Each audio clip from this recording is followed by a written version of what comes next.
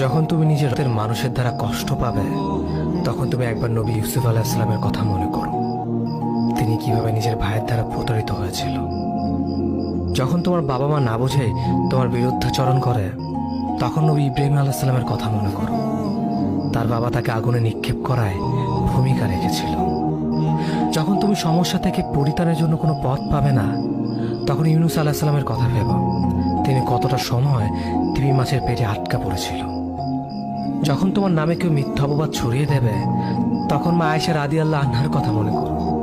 তার নামে পুরো শহর জুড়ে কুৎসা রচনা করা হয়েছিল।